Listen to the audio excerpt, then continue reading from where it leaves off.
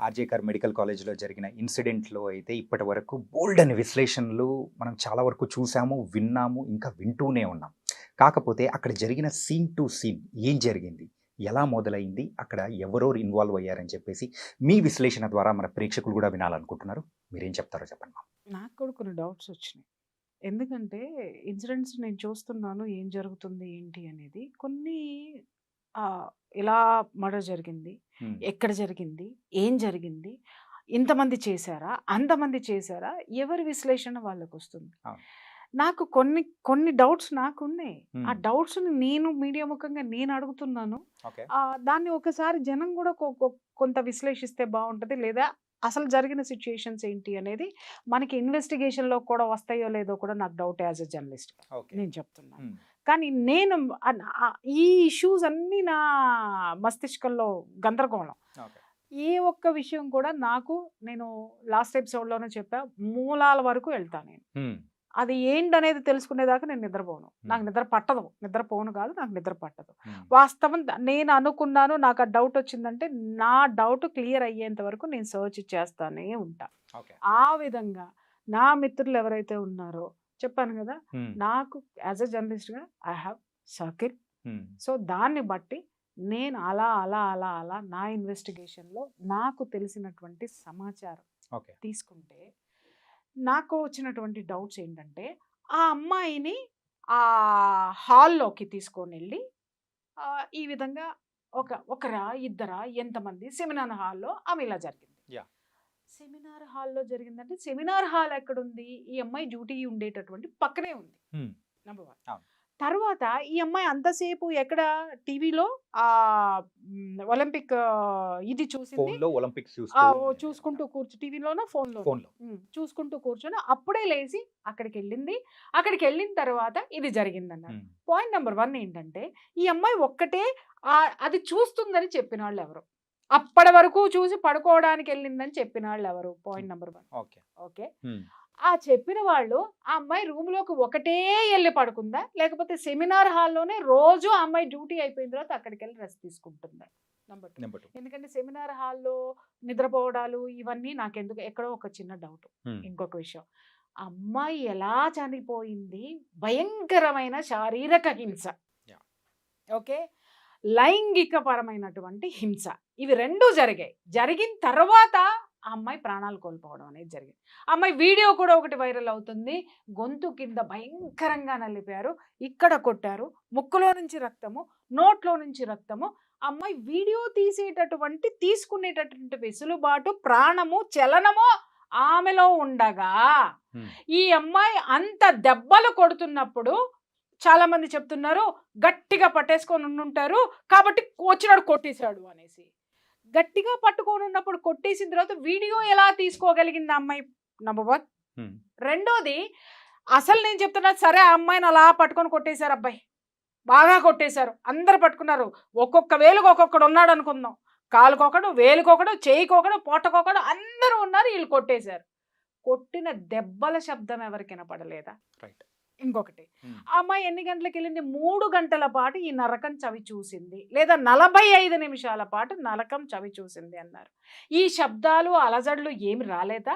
ఆ అమ్మాయి రూమ్‌లోకెళ్ళింది. స్పృహ లేకుండా నిద్రపోతుందనే అనుకుందాం. హ్మ్. నిద్రలో ఎవరైనా మొఖము, కాళ్ళు, చేతులు అన్నీ కట్టేసేసి మీరన్నట్టు పట్టుకొని కడితే ఇలాంటివి రావు. ఓకే. ఆడు సింపుల్‌గా దుప్పటి పెట్టేసి, దిండడ్డం పెట్టేసి చంపేత్తాడు. హ్మ్. ఓకే. లేదా నోరు మూసేసి అత్యాచారం చేసేసి గొంతు నులిమేసి ఎళ్ళిపోతాడు. ఎప్పుడు బ్లీడింగ్‌లొస్తాయి? ఎప్పుడు కొట్టడం జరుగుతది? తప్పించుకోవడానికి ప్రయత్నించినప్పుడు మాత్రమే ఇంత భయంకరమైనటువంటి గాయాలవుతాయి. అవునా? యాహ్! కాదా? అవును. అంటే ఆ అమ్మాయి థ్రెటన్ చేసింది. థ్రెటన్ చేసినప్పుడు ఆ రూమ్‌లో వస్తువులేమి కదలలేదా? ఏమి ద బ ఇప్పుడు ఈ రూమ్‌లో ఉన్నావు. నేను పారిపోవాలి. లేదా నేను నిన్ను కొడుతున్నా. నువ్వు పారిపోవాలి. పారిపోయేటప్పుడు ఇది తగలదా? తగులుతుంది. ఆ! ఇది కింద పడదా? పడదు. ఇక్కడ దీని మీద ఉన్న వస్తువులు డిస్టర్బ్ అవ్వవా? ఆ కుర్చీ ఇవతల కన్నా లాగవా? కొంచెమన్నా లాగవా? ఆ ప్రతిఘటించేటప్పుడు ఖచ్చితంగా ఏదో ఒకటి ఉంటుంది. ప్రతిఘటించేటప్పుడు ఖచ్చితంగా అక్కడ అలజడి అనేది ఉంటుంది. హ్మ్. ఆ హాల్‌లో ఖచ్చితంగా ఉంటుంది. అవేమీ లేవా? హ్మ్.